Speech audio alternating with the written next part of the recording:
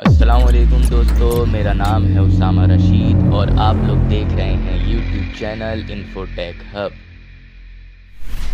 आज हम एक ऐसे शख्स की कहानी बताने जा रहे हैं जो तारीख का एक बड़ा नाम बन गया। इस शख्स ने एक कौम को बर्बाद किया, कई अक़वाम पर जुल्म की इंतहा कर दी, लेकिन फिर वो शख्स खुदा के अजाब का शिकार बना। इस शख्स का नाम था नबूकदनज़र यानी बख्ते नसर। बख्ते नसर असल में आसीरिया के बाद उठने वाला एक अजीम मगर जालिम हुक्मरान था। उसका ताल्लुक बाबुल के इलाके से था जो आज का इराक का हिस्सा है। उसका असल नाम बख्ते नसर या नबूकदनज़र था, जो अक्सर लोगों ने मुख्तलिफ ज़बानों में मुख्तलिफ अंदाज़ों में लिखा है, लेकिन तारीख़ी किताबों में इसे बख्ते नसर के नाम से याद किया जाता है। बख्ते नसर बाबुल का शहज़ादा था। बख्ते नसर का बाप भी बाबुल का हुक्मरान रहा था। बख्ते नसर ने अपनी जवानी के दौर में अपने बाप के साथ जंगों में हिस्सा लेना शुरू कर दिया। आसीरिया जो उस वक्त शिद्दत से कमज़ोर हो रही थी, उसके खिलाफ जंग में बख्ते नसर ने अपने बाप का साथ दिया और आसीरिया की हुकूमत नैनुआ को गिरा दिया। यहाँ से बख्ते नसर का नाम मशहूर होना शुरू हुआ।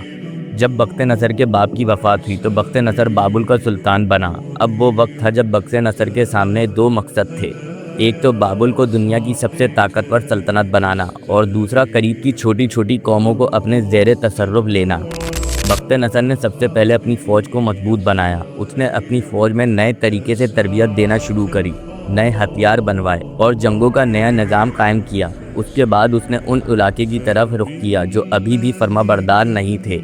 उस वक्त फ़लस्तीन, शाम और मिस्र तक इलाके छोटी छोटी सल्तनतों में तकसीम थे।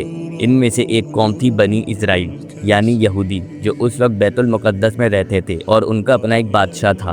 बख्ते नसर ने बनी इज़राइल के ख़िलाफ़ जंग का फ़ैसला किया। इसने जंग की बुनियाद दुनियावी भी थी और रब्बानी भी। दुनियावी इसलिए क्योंकि बनी इज़राइल ने उस वक्त बाबुल के फरमाबरदार बनने से इनकार कर दिया था, और रब्बानी इसलिए कि बनी इज़राइल ने अल्लाह ताला की नाफरमानी और शिर्क में इतनी हद कर दी थी कि अब उन पर अजाब आना लिखा जा चुका था। कुरान में अल्लाह ताला इरशाद फरमाता है, और जब हमने तुम पर अपने बंदों को भेजा जो इंतहाई ताकतवर थे, तो वो तुम्हारे घरों के अंदर तक घुस आए और ये फ़ैसला पूरा होकर रहा। इस आयत में अल्लाह ताला ने बख्ते नसर और उसकी फ़ौज का जिक्र किया है जो बनी इज़राइल पर अजाब बनकर आए थे। बख्ते नसर ने सबसे पहले बैतुल मुक़द्दस पर छोटी सी चढ़ाई करी, जिसमें उसने बनी इज़राइल के कुछ अफराद को गिरफ्तार किया और कुछ माल लूटा। लेकिन बनी इज़राइल ने दोबारा बगावत की तो बख्ते नसर ने 586 कबले मसीह में बैतुल मुक़द्दस पर पूरी शिद्दत के साथ हमला कर दिया। इस दफ़ा उसने किसी को माफ़ नहीं किया। बख्ते नसर की फ़ौज ने शहर का हर कोना जला दिया, बैतुल मुक़द्दस को जला दिया। अल्लाह के पैगंबर हज़रत इर्मिया अलैहिस्सलाम जो उस वक्त कौम को समझा रहे थे, उन्हीं लोगों ने अपने पैगंबर को झुटला दिया और फिर वही हुआ जो अल्लाह ने वादा फरमाया था। बैतुल मुक़द्दस का हर कोना मिट्टी में मिला दिया गया। हज़ारों लोग शहीद कर दिए गए और जो जिंदा बचे उन्हें कैद करके बाबुल ले जाया गया। बख्ते नसर ने बनी इज़राइल के बादशाह के समेत उसके ख़ानदान को गिरफ्तार किया, बैतुल मुक़द्दस में आग लगाई और हर चीज़ जो किसी भी रूहानियत की निशानी थी उसे मिट्टी में मिला दिया गया। बनी इज़राइल के आसार, उनकी किताबें, उनके मुकामात सब कुछ महफूज ना रहे। ये अजाब का दिन था। बख्ते नसर बनी इज़राइल के बहुत से इल्मी लोगों, जवानों और हुनरमंद अफराद को अपने साथ गिरफ्तार करके बाबुल ले गया, जहाँ उन्हें ग़ुलाम बनाकर काम में लगाया गया। इसे बेबीलोनियन कैप्टिविटी कहा जाता है। बनी इज़राइल का ये ग़ुलामी का दौर तकरीबन 70 साल तक चलता रहा। लेकिन जुल्म कब तक रहता है? अल्लाह ताला ने बख्ते नसर को इस काम के लिए चुना, लेकिन जब उसने अपने आप को खुदा समझना शुरू किया तो अल्लाह ने उसे भी नीचा दिखा दिया। एक रात बख्ते नसर ने बहुत ही अजीब व परेशान कर देने वाला ख्वाब देखा।